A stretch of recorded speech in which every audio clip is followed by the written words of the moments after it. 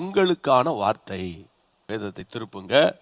தொடர்ந்து மனதை பற்றியே நீ பேசுன்னு ஆண்டவர் எனக்குள்ள ஒரு ஏவுதலை கொடுத்துக்கிட்டே இருக்கிறாரு.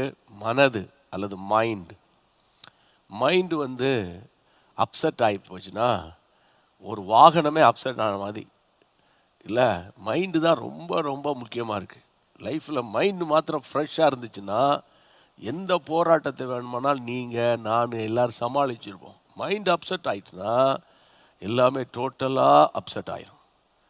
அப்போ அந்த மைண்டு தான் இன்றைக்கி ரொம்ப முக்கியம். பாருங்கள், ஜெபம் பண்ணுறது எப்படி, பைபிள் வாசிக்கிறது எப்படி, ஆவியில் நிரப்பது எப்படி, அந்நிய பாஷை பேசுறது எப்படி, பாட்டு படிக்கிறது எப்படி, ஆராதனை நடத்துறது எப்படி, எல்லாம் எப்படின்னா அப்படி இப்படி படம் நாம் பயங்கரமாக பேசுகிறோம்.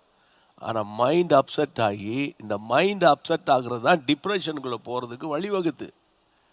ஆமாம், அதனால் இன்றைக்கி இந்த டிப்ரெஷன் மக்கள் சொல்ல இந்த டிப்ரெஷனை பற்றி நான் அதிகமாக என்கொயரி பண்ணுறேன். என்னெல்லாம் டிப்ரெஷன் இருக்குது. நான் கொஞ்சம் முந்தானால நேற்று கூட சொன்னேன், சாட்டர்டேயில் பேசினேன். ஆமாம், இன்னொரு வகையான ஒரு டிப்ரெஷன் இருக்குது தான். அவங்க கடைக்கு போய் நின்று பார்க்குறதெல்லாம் இஷ்டத்துக்கு வாங்கி போட்டுக்கிட்டே வருவாங்க. அவங்களுக்கே ஒரு உணர்வே இருக்காதான். அது ஒரு டிப்ரெஷன் ஸ்பிரிட். அது மாதிரி இன்னும் நிறையா இருக்குது. இப்போது இன்றைக்கி இந்த மைண்டில் தேவ ஜனங்கள் தெளிவில்லாததுனால தான் தொடர்ந்து ஓட முடியவில்லை. இன்றைக்கி வாசிங்க அப்போஸ்தலர் 27ஆம் அதிகாரம் 22ஆம் வசனம். அப்போஸ்தலர் நடபடிகள் புத்தகம் 27:22. Acts chapter 27 verse 22. ஆகிலும் திடமனதாயிருங்கள் என்று இப்பொழுது உங்களுக்கு தைரியம் சொல்லுகிறேன். இப்பொழுது நான் உங்களுக்கு தைரியம் சொல்றேன். கப்பல் சேதமே அல்லாமல் உங்களில் ஒருவனுக்கும் பிராண சேதம் வராது. நல்ல கவனிங்க, 22ஆம் வசனத்துல பவுல் சொல்றாரு, ஆகிலும் திடமனதாயிருங்கள் என்று நான் உங்களுக்கு தைரியம் சொல்றேன். இன்னொரு வசனம் அது கீழே 25ஆம் வசனம் வாருங்களேன். ஆனபடியால் மனுஷரே திடமனதாயிருங்கள். போதும், திடமனதாயிருங்கள். கர்த்தருக்கு ஸ்தோத்திரம். அதாவது ஒவ்வொரு பைபிள் டிரான்ஸ்லேஷனில் ஒவ்வொரு விதமாக நாங்கள் சந்தோஷமாக இருப்பா, மனசு விட்டுறாதன்னு ஒருத்தர் சொல்கிறாங்க. இப்படின்னு ஒரு ஆகும்போது தான் தமிழ் ரொம்ப நல்லா இருக்குது. இதில் திடமனது, திடனற்ற, நமக்கு கர்த்தருக்கு ஸ்தோத்திரம். இப்போ இந்த திடமனதை குறித்து தான் நான் போன ஞாயிற்றுக்கிழமை கூட நான் உங்களோடு கூட நைட் ப்ரேயரில் கூட பேசியிருக்கிறேன். உபாகமம் 31 பேசினேன். இப்போ இன்றைக்கி அதே திடமனதை குறித்து இன்னும் கொஞ்சம் வித்தியாசமான கோணத்தில் நான் உங்களோடு கூட பேசி உங்களை திடப்படுத்தணும் அப்படின்னு கர்த்தருடைய ஆவியானவர் என்னை பாரப்படுத்தி உங்கள் மத்தியில் நிற்க வச்சிருக்கிறாரு. ஆமேன். அநேக நேரங்களில் நீங்கள் எங்களை திடப்படுத்துவீங்க, சில நேரங்களில் நாங்கள் உங்களை திடப்படுத்துவோம். ஆமேன். திடப்படுத்துறதுன்னா என்னது? அதாவது ஆறுதல் ஆன வார்த்தைகளை பேசி அடுத்தடுத்து நகர்வுக்குள்ளே நம்ம போகிறது. அப்போது இந்த நாட்களில் நம்ம இந்த வசனத்தை கொஞ்சம் கவனிக்க போகிறோம். ஒரு ஜஸ்ட் 20 மினிட்ஸ் பிரசங்கம். இப்போது வேதம் சொல்லுகிறது, பவுல் சொல்கிறாரு, திடமனதாக இருங்கள் என்று உங்களுக்கு தைரியம் சொல்கிறேன். 25ஆம் வசனத்தில் திடமனதாக இருங்கள் அப்படின்னு 2 முறை சொல்கிறார். அப்போது 22, 25 இதே வேர்டை அவர் பயன்படுத்துகிறார். அப்போது ஒரு மனிதன் திடனற்று போயிட்டான்னா அவனுக்கு தைரியம் இல்லாமல் போயிடும். தைரியம் இல்லாமல் போயிடுச்சுன்னா பிரச்சனைகளை சந்திக்க அவங்களுக்கு பலன் இல்லாமல் போயிடும். பலன் இல்லாமல் போயிட்டா பலவீனம் வரும். பலவீனம்தான் வியாதிக்கு வழிவகுக்கிறது, வேதனைகளுக்கு வழிவகுக்கிறது என்று நம்ம எல்லாருக்கும் தெரியும், எல்லாம் தெரியும். ஆனால் அந்தந்த பாதையில் போகிறவனுக்கு தான் தெரியும். அதாவது ஈஸியாக மற்றவங்களை தினமனதாக இருங்க, தைரியமாக இருங்க, மனசு விட்டுறாதீங்க, இதோட ஒன்று முடிஞ்சு போல அப்படின்னு சொல்கிறது எப்பா நம்மளா மாதிரி பேசுகிறதுக்கு ஆள் கிடையாது. ஆனால் அந்த பாதையின் வழியாய் போனவர்கள் பேசுகிறதற்கும் அந்த பாதையை குறித்து புத்தகத்தில் வாசித்தவர்கள் பேசுகிறதற்கும் ரொம்ப வித்தியாசம் இருக்குது. அப்போ இன்றைக்கி நான் உங்களோடு கூட என்ன பேசுகிறேன்னா, ஏன் திடமனதாக இருங்கள்னு அவர் சொன்னார் அப்படின்னா, குயிக்கா நான் ஒரு 4-5 வசனங்களை உங்களுக்கு சொல்லிகிட்டே போகிறேன். 27ஆம் அதிகாரத்தினுடைய 11ஆம் வசனம் சொல்லுகிறது, நூற்றுக்கு அதிபதி பவுலினால் சொல்லப்பட்டவைகளை பார்க்கிலும் மாலுமியும் கப்பல் எஜமானையும் அதிகமாய் நம்புகிறான். ஆமென். திடனற்ற சூழ்நிலை எப்போ வருதுன்னா, எனக்கு அன்பான தேவனுடைய பிள்ளைகளை, அதை பாருங்க, நம்ம ரட்சிக்கப்பட்டவன் சொல்கிறோம், மனம் திரும்பிட்டேன்னு சொல்கிறோம், அபிஷேகம்லாம் பெற்றோம், இன்னும் பயங்கரமான வரங்கள்லாம் இருக்குன்றது சொல்கிறோம், ஊழியெல்லாம் செய்யணும்னு எங்களை மாதிரி ஆளுங்கள் சொல்கிறோம். நீங்கள் எல்லாம் எங்களுக்கு தெரியும், நாங்கள் பார்ட் டைமாக மினிஸ்ட்ரி பண்ணுறோம் நீங்கள் சொல்கிறீங்க. நான் ஒன்றுமே அதெல்லாம் இல்லை, ஒரு சாதாரண விசுவாசியாக இருக்கிறேன் அப்படி நீங்கள் சொல்கிறீங்க. இப்படி நிறைய கேட்டகரி இருந்தாலும் நல்ல கவனிங்க, திடனற்ற சூழ்நிலை எப்போ வருதுன்னு பார்த்தா, அதாவது மனுஷரை நம்பி அங்கு அவங்க காலம் வாடுறாங்கல்ல, அப்போ தான் நம்ம மனசு விட்டு போகுது. இவங்கள தான் நம்பி இருந்தேன், இவங்கள தான் நம்பி இவ்வளோ பணம் கொடுத்துருந்தேன், கடைசியில் நீ எங்கே கொடுத்தேன்னு சொல்லிட்டாங்க, அவ்வளோதான் அப்செட் ஆகிடுறது. மனுஷனை நம்பினா இவங்க செய்வாங்க, அவங்க தருவாங்க, அவங்க முடிச்சிருவேன்னு சொன்னாங்க, நடந்துரும் சொல்கிறாங்க அப்படின்னே சொல்லி சொல்லி சொல்லிய காலங்களும் நாட்களும் மாதங்களும் போயிட்டு இருக்குது. மனுஷனை நம்புகிறது மனதை பலவீனப்படுத்தும். ஒன்று. ரெண்டாவது, வேகமாக குயிக்க, அதை வச்சு நீங்கள் இன்னும் மெடிடேட் பண்ணணும். அடுத்தது 12ஆம் வசனத்தில் தேவனுடைய பிள்ளைகளை கீழே வாசித்தீங்கன்னா அது பெரிய வசனம். மழை காலத்தில் தங்கும்படி அநேகம் பேர் ஆலோசனை சொன்னார்கள். அநேகம் பேர் ஆலோசனை சொல்கிறாங்க. நல்லா கவனிக்கணும். இது ஒரு பக்கம் நீங்கள் நல்லது, அநேகருடைய ஆலோசனை கேட்கணும் தான் நம்ம சொல்கிறோம் அப்படின்னு ஆலோசனை கேட்க வேண்டிய இடத்துல கேட்கணும். புரியுதா உங்களுக்கு? கர்த்தருடைய பிள்ளைகளை, துராலோசனை பிணைக்கும் இருதயம் அப்படின்னு நீதிமொழிகள் சொல்லுது.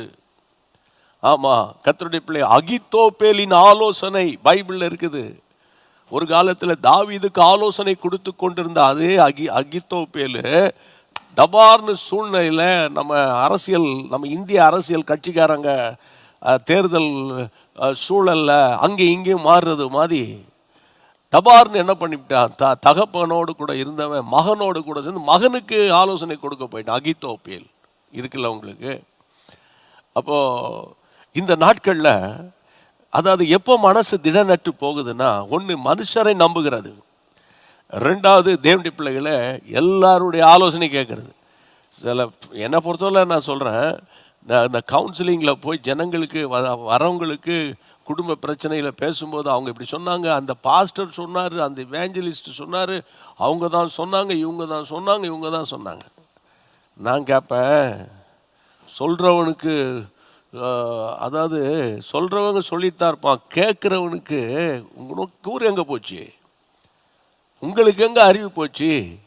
இப்போ சொல்கிறவங்களா நிற்பாங்க, நிற்கிறாங்க இல்லையே. சொன்னவங்களே நீங்கள் கேட்டால் ஒரே வார்த்தையில் சொல்லுவாங்க, நாங்கள் சொன்னோம், இல்லைன்னு சொல்லலை, ஆனால் நீ கொஞ்சம் யோசித்திருக்க வேணாமா அப்படின்னு சொல்லுவாங்கல்ல.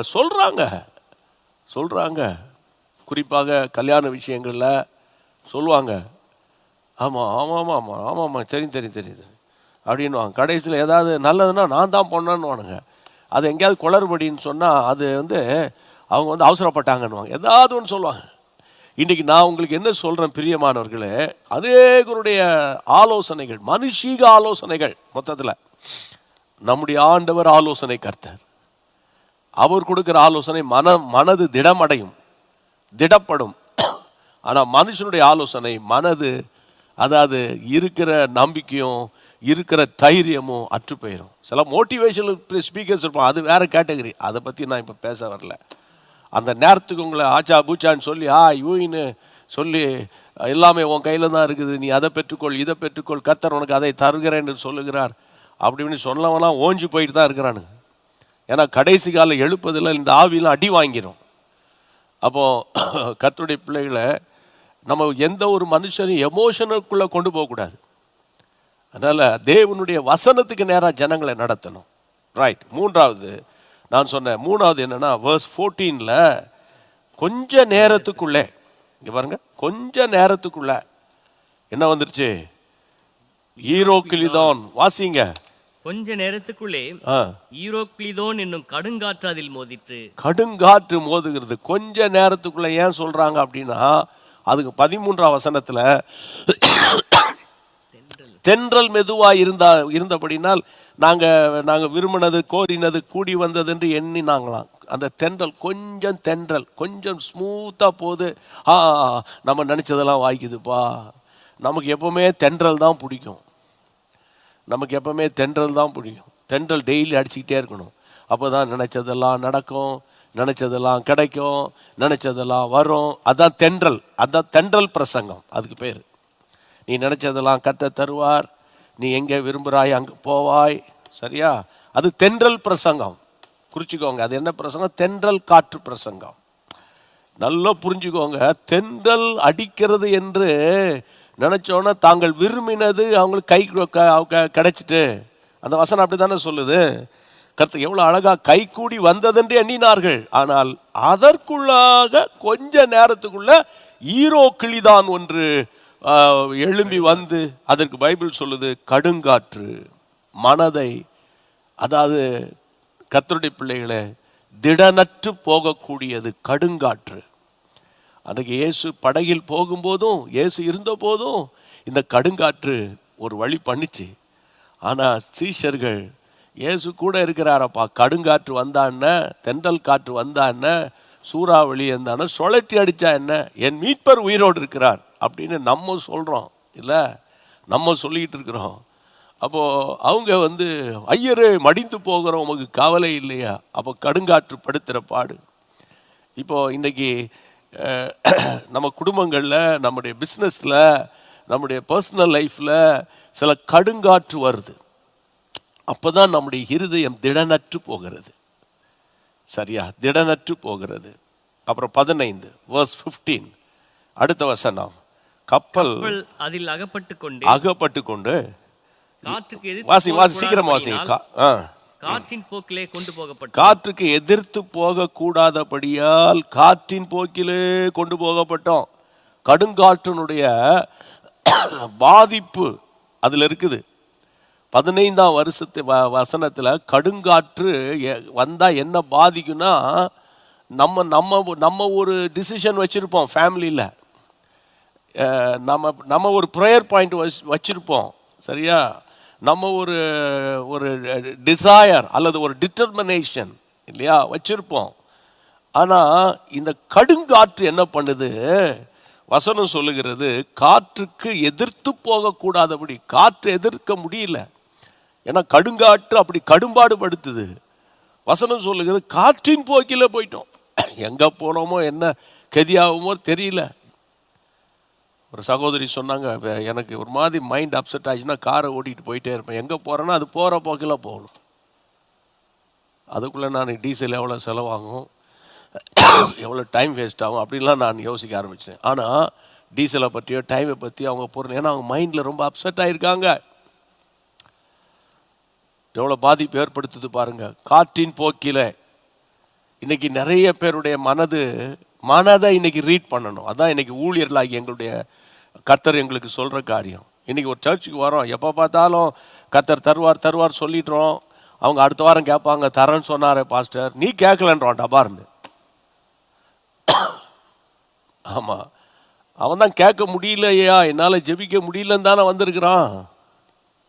அவனுக்காக திறப்பில் நிற்க வேண்டியது தேவ மனிதர்கள் தானே இல்லையா? அன்றைக்கு இஸ்ரவேலர் எல்லாரும் முறுமுறுத்தாலும் ஒரு மோசே தேவனுக்கு முன்பாக நின்று கரத்தை நீட்டினதுனால தானே செங்கடல் பிளந்துச்சியா? இல்லை, உங்கள் வீட்டார் எல்லாம் முறுமுறுத்தாலும் உங்களுடைய ஒருவருடைய ஜெபம் உங்கள் வீட்டை மாற்றி அமைக்கும். சோர்ந்து போயிடாதீங்க. எனக்கு அன்பான தேவனுடைய பிள்ளைகளே, இந்த நாட்களில் வேகமாக நான் போய்கிட்டே இருக்கிறேன். 18ஆம் வசனத்துக்கு வாங்க. மேலும் பெருங்காற்று மழையில் நாங்கள் மிகவும் அடிபட்டபடியினால் மறுநாளில் சில சரக்குகளை கடலில் எறிந்தார்கள். 3ஆம் நாளிலே கப்பலின் தளவாடங்களை எங்கள் கையினாலே எடுத்து எறிந்தோம். 18ஆம் வசனத்தில் நீங்கள் வாசித்தோம், பெருங்காற்றின் மழையில் நாங்கள் மிகவும் அடிபட்டோம். பெருங்காற்று, ஏற்கனவே சொன்ன கர்த்தருடைய பிள்ளைகளை கடுங்காற்று, இப்போ சொல்கிறேன் பெருங்காற்று. கடுங்காற்று வேற, பெருங்காற்று வேற. அது பெருங்காற்றோடு சேர்ந்து மழை அடிக்குது. அதான் ஒன்றா ரெண்டா போராட்டம் சொல்கிறேன்ல.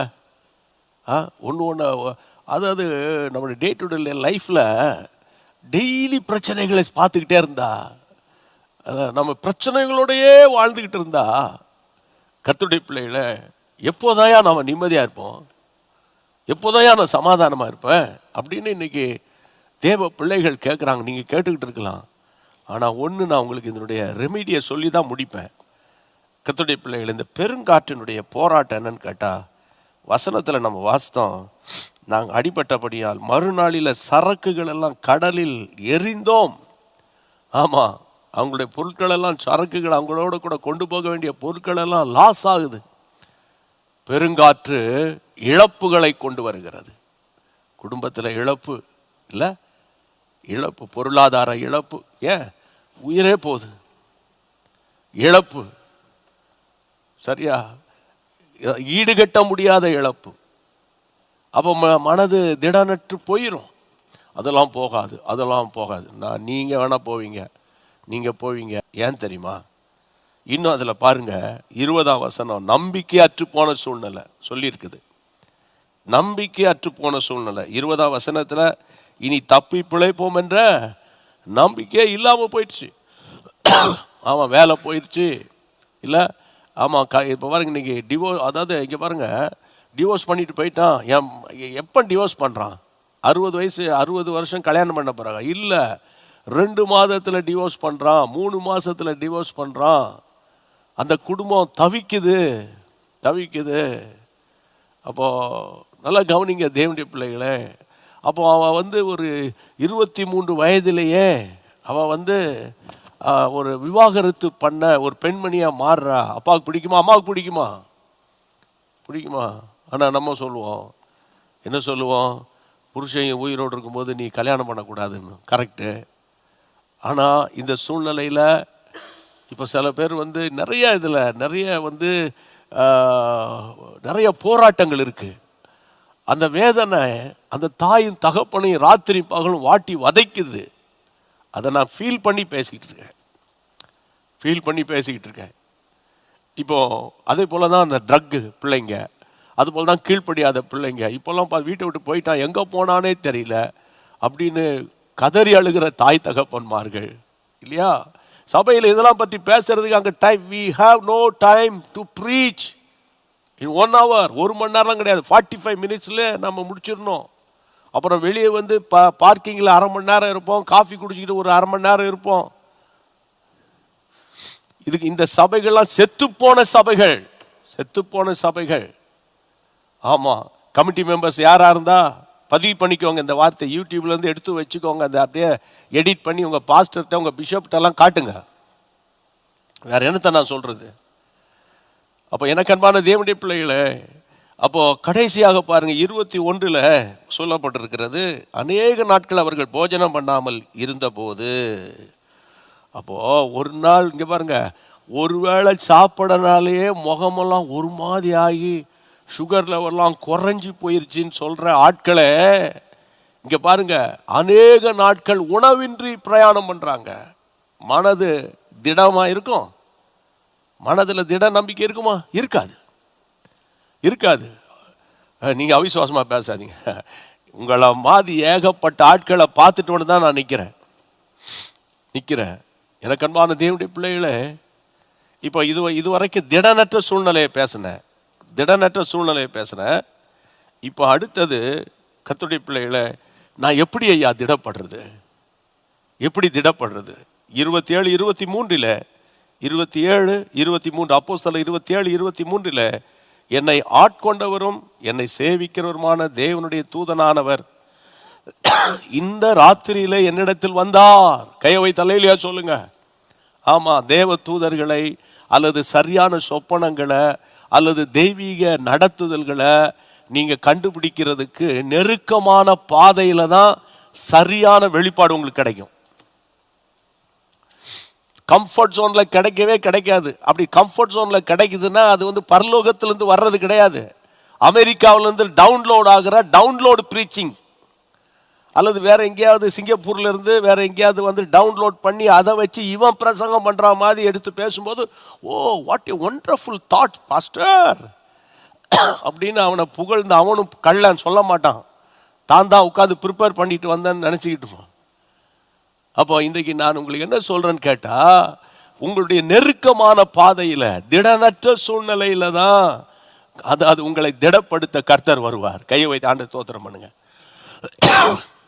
அப்போ இங்க பாருங்க, வசனம் சொல்லுகிற திடனற்ற நேரத்தில் அப்போ பவுல் சொல்றாருல, திடமனதாயிருங்கள் திடமனதாயிருங்க 2 முறை. ஏன் பவுல் மாத்திரம் அதே டீம்ல தானே அவர் இருக்காரு, அவருக்கு மாத்திரம் ஏன் வந்து அவருக்கு ஒரு திட நம்பிக்கை வந்துச்சுன்னு சொன்னா, அவர் சொல்றாரு ஏனெனில் ஆண்டவர் வந்து நேற்று ராத்திரி வந்து தம்முடைய தூதனை அனுப்பி என்னிடத்தில் வந்து என்னிடத்தில் வந்து அவர் பேசினார். ஆமென். அப்போ இந்த ஈவினிங் சர்வீஸ்ல கர்த்தர் உங்களோட இடைப்படுறாரு. உங்க வீட்டு பிரச்சனை யாருக்காவது தெரியுமா? நாளைக்கு நீங்க எவ்வளவு பணம் கொடுக்கணும் யாருக்கு தெரியுமா? இந்த மாதம் உங்க பிள்ளைகளாக எவ்வளவு கண்ணீர் விடிச்சிங்கன்னு தெரியுமா? உங்க புருஷனால எவ்வளவு வேதனைப்பட்டீங்க? உங்க மாமனார் மாமியார் எவ்வளவு துக்கத்தில் இருக்கிறாங்க உங்களுக்கு தெரியுமா? அப்படி இருக்கிறாங்கன்னு உங்க பாஸ்டர்ஸுக்கு தெரியுமா? தெரியாது. வெளியே போகும்போது நம்ம ரொம்ப ஹைஃபையாக போகிறோம், இல்லை சபைக்கு போனால் praise the lord, amen, hallelujah, how are you, I am fine அப்படின்லாம் சொல்லுவோம். அப்படிதான் சொல்லணும். ஆனால் 1008 பிரச்சனைகளை உள்ள வச்சுக்கிட்டு தெரிஞ்சா கர்த்தருடைய பிள்ளைகளை லைஃப் ஃபுல்லாக அப்படியே போங்க, அது வரும். அப்போ இன்னைக்கு நான் என்ன பேசுறேன்னா, உங்களை திடப்படுத்துகிறதுக்கு தெய்வீக நடத்துதல் உங்களுக்கு வேணும். உங்களை திடப்படுத்துகிறதுக்கு தேவ தரிசனம் உங்களுக்கு வேணும். உங்களை திடப்படுத்துகிறது தேவனுடைய அதாவது கனெக்ஷன், உங்களுக்கு டிவைன் கனெக்ஷன் வேணும். உங்களுக்கு டிவைன் கனெக்ஷன். ஆமா, வேர்ட்லி கனெக்ஷன் வந்து அது ஒப்பேராது. டிவைன் கனெக்ஷன் அது எப்படி வரும்? ஆவியானவரால் வரும், ஆவிக்குள்ளே நிரம்பினால் வரும். அபிஷேகம் தான் நுகத்தை முறிக்கும். ஆமென் சொல்லுங்க, சோர்ந்து போயிடாதீங்க. சரி, கர்த்தருடைய பிள்ளைகளை எப்படி பவுல் திடப்பட்டது காரணமே, இன்று ராத்திரியில கர்த்தர் தம்முடைய தூதனை அனுப்பினார். அவ்வளவுதான், ஒரே வார்த்தையை முடிச்சிட்டாரு. அப்போ அந்த ஒரு வார்த்தை அவரை திடப்படுத்தியது. ஏன்னா இன்னொன்னு வாசிங்க, 24 முடிக்கிறேன், 24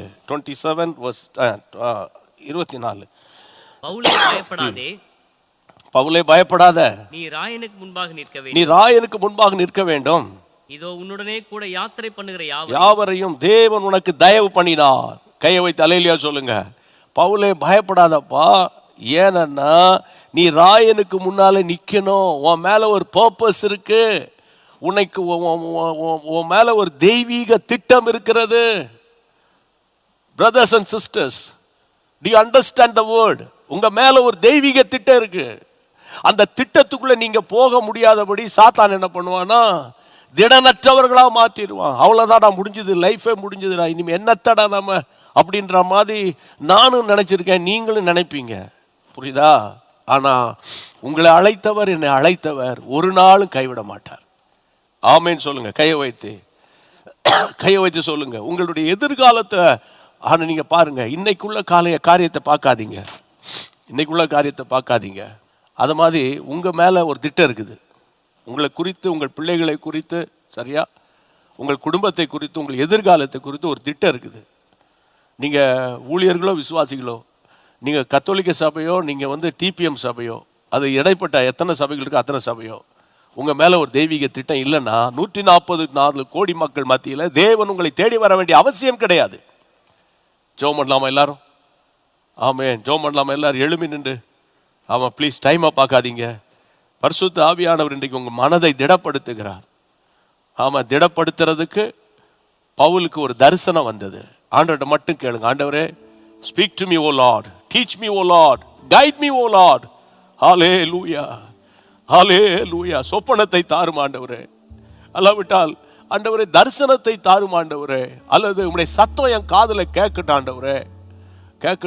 பாஸ்டர் சண்டே சர்வீஸ்ல பேசுறதெல்லாம் எனக்கு தான் பேசுறாருன்னு நான் எடுத்துக்கொண்டு வரேன். அது பொதுவான வார்த்தை, பர்சனலா. பவுல் சொல்றார், இன்றைக்கு இரவிலே என்னோடு கர்த்தர் பேசினார். அப்படிப்பட்ட ஒரு எக்ஸ்பீரியன்ஸ் எனக்கு தாங்க ஆண்டவரே. அப்படி இருந்தாதான் so that we can do anything, we can overcome anything, we can stand for all things. Oh hallelujah. Rikabana raba turama hantaraba. ஆமென். முதலாவது நான் சொன்னேன் திடனற்ற சூழ்நிலை. இரண்டாவது சொன்னேன் திடமானதுள்ள பவுலுக்கு மட்டும் அந்த டிராவல்ல திடமானது வந்தது காரணம் அவன் கண்ட விஷன். மூணாவது சொன்ன ஏன் கர்த்தர் திடப்படுத்தினார், தேர் இஸ் a purpose அவன் மேல. நீ போய் ராயனுக்கு முன்னால நிக்கணும், உன்னை எப்படி நான் கைவிடுவேன், நீ ராயனுக்கு முன்னால போய் நிக்கணுமே, அதனால நான் உன்னை கைவிட மாட்டேன். அது மாதிரி உங்க மேல ஒரு திட்டம் இருக்குது, அவர் கைவிட மாட்டார். ரீகாபா ருவா துராபா, நம்புங்க உங்க மேல ஒரு திட்டம் இருக்கு. அது என்ன திட்டம் பிரதர் சொல்லுங்கன்னா, அது உங்களுக்கு தானே தெரியும். உங்க திட்டம் உங்களுக்கு தெரியும். தெரியலன்னா ஆண்டவர்கிட்ட பேசுங்க. இன்னைக்கு நைட்டே உட்கார்ந்து கொஞ்ச நேரம் ஜெபம் பண்ணுங்க. தனித்து போய் ஜெபம் பண்ணுங்க. தனித்து போய் தேவனோடு பேசுங்க. தேவன் உதவி செய்வாராக. ஆமென் ஆமென். எல்லாரும் கைகளை உயர்த்தி தகப்பனே, ஒரு தெளிவான ஒரு தீர்க்க தரிசன பார்வையோடு இன்றைக்கு மனதை திடப்படுத்தி கொண்டிருக்கிற கர்த்தர், ஹல்லேலூயா, வாலிபர்களை, இளம் சின்ன குட்டி பிள்ளைகளை, ஆண்டவரை, இளம் சமுதாயத்தை மட்டுமல்ல, நடுத்தர வயது உள்ளவர்களை, முதிர் வயது உள்ளவர்களை, ஆண்டவரே அலைந்து தொய்ந்து போன ஆத்துமாக்களை, ஆண்டவரே, புருஷனால கைவிடப்பட்டவங்க, டிவோர்ஸ் ஆனவங்க, ஆண்டவரே பயங்கரமான வியாதியினால ஆபரேஷன் பண்ணி இந்த போஸ்ட் ஆபரேட்டிவ், ஆண்டவரே அந்த வார்டில் இருக்கிறவங்க அல்லாவிட்டால் அதுக்கு இருந்து வெளியே வந்து ஃபர்தரா அந்த சிகிச்சையில் இருக்கிறவங்க மனதை திடப்படுத்துங்கப்பா. பிள்ளைகளை இழந்தவங்க, இந்த வாரத்தில் வீடுகளில் யார் வீட்லையாவது மரணங்கள் நேரிட்டு அதன் நிமித்தம் துக்கத்தின் மேல் துக்கத்தோடு உட்கார்ந்திருந்தால் அவர்களை திடப்படுத்துங்க, தைரியப்படுத்துங்க, உங்களுடைய பிரசன்னத்தால் நிரப்புங்க. இந்த ஜெபத்தை கர்த்தர் கேட்டபடியால் எல்லாரும் கைகளை உயர்த்தி ஸ்தோத்திரம் சொல்லுங்க, ஸ்தோத்திரம் சொல்லுங்க, ஸ்தோத்திரம் சொல்லுங்க, ஸ்தோத்திரம் பண்ணுங்க. ஸ்தோத்திர ராஜா, ஆண்டவரே, இந்த செய்தி என் காதுல விழும்படி செய்ததற்காக உமக்கு ஸ்தோத்திரம். உங்கள் பிள்ளைகளை குறித்து ஒரு ஃபியூச்சர் பிளானை குறித்து உங்களுக்கு ஒரு பாரம் இருக்குல்ல. என் புருஷன் எனக்கு இல்லை, ஆமா, எங்க அப்பா எவ்வளவு காலம் என்னோடு இருப்பாங்கன்னு தெரியல, ஆனா கர்த்தரோ உங்களை நடத்துவார், கர்த்தரோ உங்களை நடத்துவார், கர்த்தரோ உங்களை நடத்துவார். ஆமென். கர்த்தர் உங்கள் மேல் வைத்த கிருபையினால உங்களை நடத்துவார். உங்கள் எதிர்காலத்தை ஆச்சரியமாய் நடத்துவார். உங்கள் தலைகளை ஏறிட்டு பாருங்கள். கபாலியா துரா கபா துராஹா. ஆமென். தேவன் ஆச்சரியமாய் உங்களை நடத்தி உங்களை பலப்படுத்துகிற கர்த்தருக்கு ஸ்தோத்திரம். அப்பா, ஒப்பு கொடுக்கிறோம். இயேசுவின் நாமத்தில் ஜெபிக்கிறோம் நல்ல பிதாவே, ஆமென். கர்த்தருக்கு நன்றி சொல்லுங்க. சரியா, இன்றைக்கு நீங்க பெற்றுக்கொண்ட ஆசீர்வாதங்களை ஒரு வரியில ஒரு சாட்சி மாதிரி எழுதி அனுப்புனீங்கன்னா எங்களுக்கு சந்தோஷமா இருக்கும். உங்களை நினைச்சு ஆண்டவருக்கு நன்றி சொல்வோம். எல்லாம் சேர்ந்து சொல்வோம். என் ஆத்துமாவே கர்த்தரை ஸ்தோத்திரி, என் முழுவதுமே பரிசுத்த நாமத்தை ஸ்தோத்திரி. என் ஆத்துமாவே கர்த்தரை ஸ்தோத்திரி, கர்த்தர் செய்த சகல உபகாரங்களை மறவாதே. ஆமென்.